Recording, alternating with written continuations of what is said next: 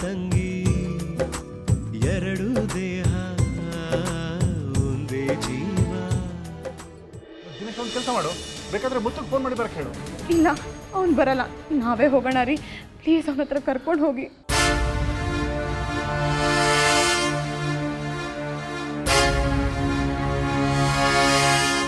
ಸರಿ ಮೀನಾ, ಬಾವು.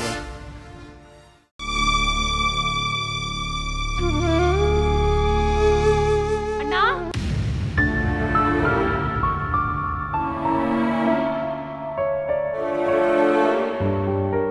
ಅಣ್ಣ,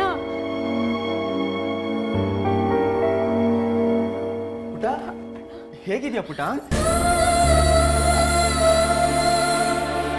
ಯಾಕೆ ಇದೆಯಾ? ನೀನು ಸುಮ್ಮನೆ ಇರೋಣ. ನನ್ನಿಂದನೇ ವಿಷಯ ಎಲ್ಲ ಮುಚ್ಚಿಡ್ತೀಯಾ? ಯಾವ ವಿಷಯ? ಇವೆಲ್ಲ ಗೊತ್ತಾಯ್ತು. ಯಾಕೆ ಹೀಗೆಲ್ಲ ಆಗ್ತಾ ಇದೆ? ನಾನು ಕೇಳಿದ ಸತ್ಯನಾ ಇಲ್ಲ ಅಲ್ವಣ್ಣ? ಸುಳ್ಳು ಅಂತ ಹೇಳೋ. ಸಾರಿ ಮುತ್ತು, ಈ ವಿಷಯ ಯಾರಿಗೂ ಗೊತ್ತಿಲ್ಲ ಅಂದ್ಕೊಂಡಿದ್ದೆ. ಮಿಸ್ ಆಗಿ ಮನೆಯವರಿಗೆಲ್ಲ ಗೊತ್ತಾಗಿದೆ. ಅಣ್ಣ, ಇವರೆಲ್ಲ ಏನೇನೋ ಹೇಳ್ತಾ ಇದ್ದಾರೆ. ಹೇಳಣ್ಣ, ಅದು ಸುಳ್ಳು ಅಂತ ಹೇಳು. ಏನು ಮಾಡಲಿ ಪುಟ್ಟ, ನನ್ನ ಹಣೆ ಬರನೇ ಇಷ್ಟು. ಅಂದ್ರೆ ಇವರೆಲ್ಲ ಹೇಳಿದ ಸತ್ಯನಾ? ನಾನು ನಿನ್ನ ಮೇಲೆ ಇಟ್ಟಿದ್ದ ನಂಬಿಕೆ ಎಲ್ಲ ಹಾಳಾಗೋಯ್ತು. ನಿನಗೆ ನಾನು ಬೇರೆ ಆಗ್ಬಿಟ್ನ? ನನ್ನಿಂದಲೇ ಎಲ್ಲ ವಿಷಯ ಮುಚ್ಚಿಟ್ಟೆ. ಯಾಕಣ್ಣ? ನೋಡು, ಈ ಜಗತ್ತಲ್ಲಿ ನಿನ್ನನ್ನು ಬಿಟ್ಟರೆ ನನಗೆ ಬೇರೆ ಯಾರೂ ಇಲ್ಲ. ನೀನು ಯಾಕೆ ಹೀಗೆಲ್ಲ ಮಾತಾಡ್ತಾ ಇದೀಯಾ? ಮಾತಾಡಿದ್ರೆ ಇನ್ನೇನು ಮಾಡಲಿ? ಯಾರ್ಯಾರೋ ಬಂದು ನಿನ್ನ ವಿಷಯ ನನಗೆ ಹೇಳಬೇಕಾ? ಸುಖವಾಗಿರೋ ನಿಮ್ಮ ಸಂಸಾರದಲ್ಲಿ ನಾನು ಬಿರುಗಾಳಿಯಾಗಿ ಬರಬೇಕಾ? ನೋವೆಲ್ಲ ನನಗೇ ಇರಲಿ, ನಗು ಮಾತ್ರ ನಿನಗಿರಲಿ.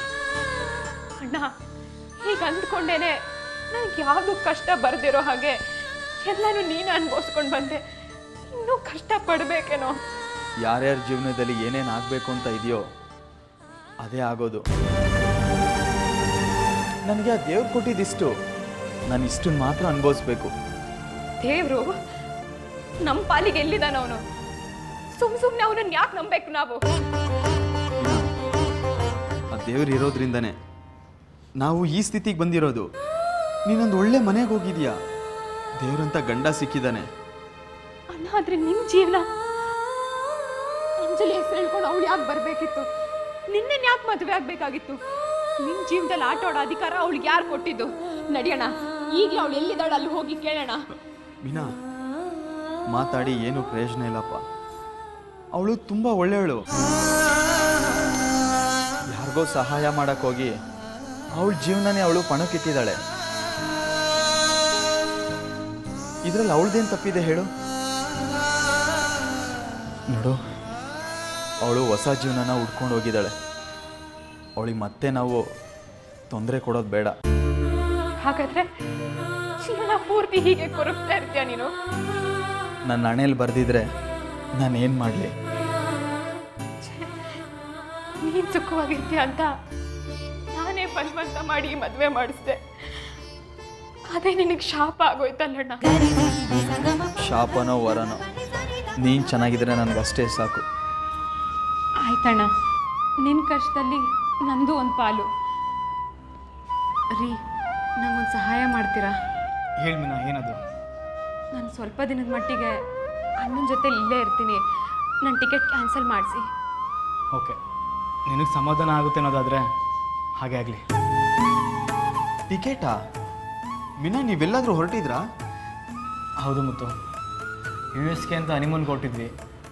ಹಾಗೆ ನಂಗೆ ಸ್ವಲ್ಪ ಕೆಲಸನೂ ಇತ್ತು. ಪರವಾಗಿಲ್ಲ, ನಾನು ಕೆಲಸ ಮುಗಿಸ್ಕೊಂಡ್ಬರ್ತೀನಿ. ಪುಟ್ಟ, ಈ ವಿಷಯ ನನಗೆ ಯಾಕೆ ಹೇಳಲಿಲ್ಲ?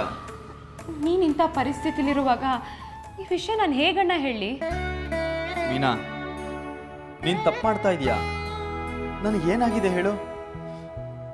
ನಿಮ್ಮ ಅದಕ್ಕೆ ಇದ್ರೂ ಒಂದೇ, ಇಲ್ಲ ಅಂದರೂ ಒಂದೇ. ಅಂಥದ್ರಲ್ಲಿ ನಿನ್ನ ಗಂಡನ ಮನಸ್ಸಿಗೆ ನೋವು ಮಾಡೋದು ಎಷ್ಟು ಮಟ್ಟಿಗೆ ಸರಿ ಹೇಳು? ಇಂಥ ಗಂಡ ಸಿಗಬೇಕು ಅಂದರೆ ನೀನು ಅದೃಷ್ಟ ಮಾಡಿದೆ. ನೀನು ಇಂಥ ನಿರ್ಧಾರ ತಗೋಬಾರ್ದು. ಅಣ್ಣ, ನೀನು ಸ್ವಲ್ಪ ಪರಿಸ್ಥಿತಿನ ಅರ್ಥ ಮಾಡ್ಕೊ. ಮೀನಾ, ನನ್ನ ಜೀವನ ಏನೋ ಹೀಗಾಗೋಯ್ತು, ಏನೂ ಮಾಡೋಕ್ಕಾಗಲ್ಲ. ಇದು ಆ ದೇವ್ರಿಚ್ಛೆ. ನೋಡು, ನನಗೆಲ್ಲಿ ಸಮಾಧಾನ ಸಿಗಲಿಲ್ಲ ಅಂದರೂ ಪರವಾಗಿಲ್ಲ, ನಿನ್ನ ವಿಷಯದಲ್ಲಿ ನನಗೆ ನೆಮ್ಮದಿ ಕೊಡು. ಮುದ್ದಾದ ಸಂಸಾರ ನಡೆಸಿ ನನಗೊಬ್ಬನ ಅಳಿಯನ್ ಕೊಡು. ನಿನ್ನ ಮಗುನ ನನ್ನ ಎದೆ ಮೇಲೆ ಹಾಕೊಂಡು ಸಾಕ್ತೀನಿ. ಅದು ಮಾವ ಮಾವ ಅಂತ ಕರೆದಾಗ ಇಡೀ ಜಗತ್ತನ್ನೇ ಮರ್ತ್ಬಿಡ್ತೀನಿ.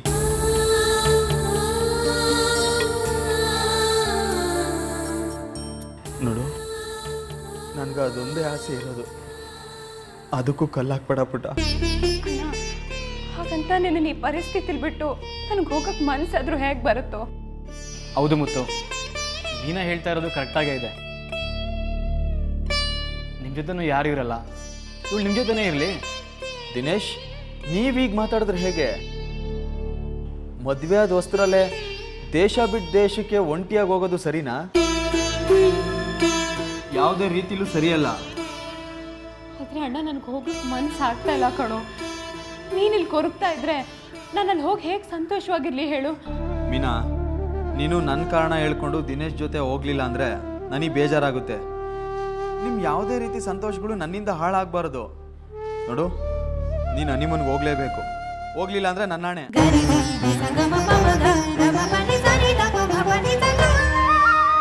ಏನಣ್ಣ ನೀನು ಆಣೆ ಎಲ್ಲ ಇಟ್ಟು ನನ್ನನ್ನು ಕಟ್ಟಾಗ್ತಾ ಇದೆಯಾ? ಸರಿ ಅಣ್ಣ, ನೀನು ಹೇಳ್ದಾಗೆ ಆಗಲಿ, ನಾನು ಅವ್ರ ಜೊತೆಗೆ ಹೋಗ್ತೀನಿ. ಆದರೆ ನೀನು ನನಗೊಂದು ಮಾತು ಕೊಡಬೇಕು. ಹೇಳು ಪುಟ್ಟ, ನಿನ್ಗಲ್ದಲ್ಲೇ ನಾನು ಯಾರಿಗೆ ಮಾತು ಕೊಡಲಿ? ನಿನ್ನ ಮನಸ್ಸಿಗೆ ನೋವಾಗಿದೆ ಅಂತ ನೀನು ಯಾವುದೇ ರಾಂಗ್ ಡಿಸಿಷನ್ ತಗೋಬಾರ್ದು.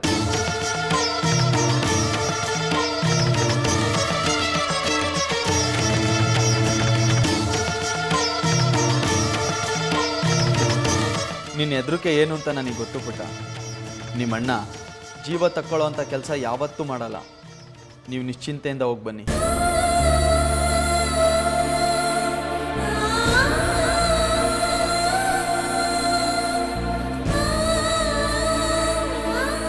ಮುತ್ತು, ನಾವು ನಾಳೆನೇ ಹೊರಡ್ತಾ ಇದ್ದೀವಿ, ಮತ್ತೆ ಬಂದು ಹೇಳೋಕ್ಕಾಗಲ್ಲ. ಸರಿ, ಹಾಗಾದರೆ ಹೊರಡಿ. ಒಳ್ಳೆಯದಾಗಲಿ.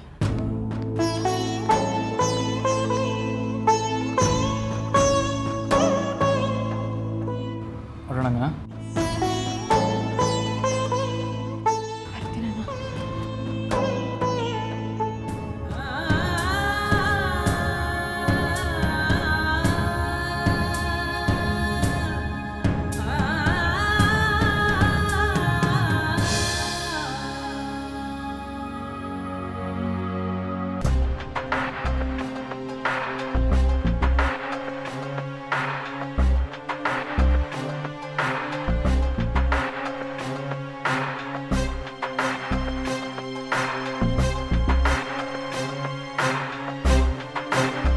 ಇಷ್ಟೊತ್ತಾದ್ರೂ ಯಾಕೆ ಇವರಿಬ್ರು ಇನ್ನೂ ಬಂದಿಲ್ಲ?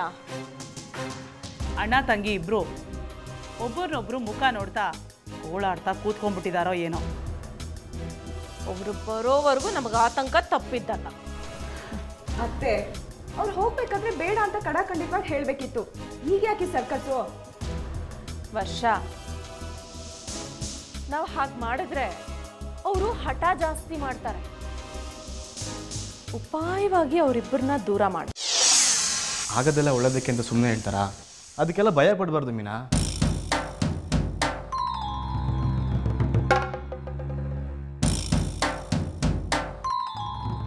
ಮೀನಾ, ಮುತ್ತು ವಿಷಯದಲ್ಲಿ ನಾನು ಹೇಳಿದ ನಿಜ ತಾನೆ?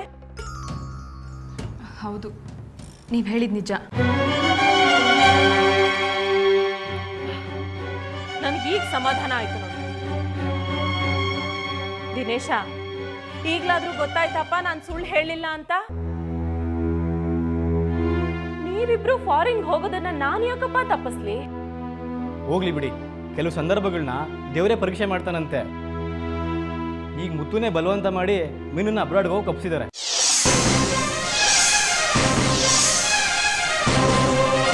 ದಿನೇಶ, ಏನ್ ಹೇಳ್ತಿದ್ಯಪ್ಪ?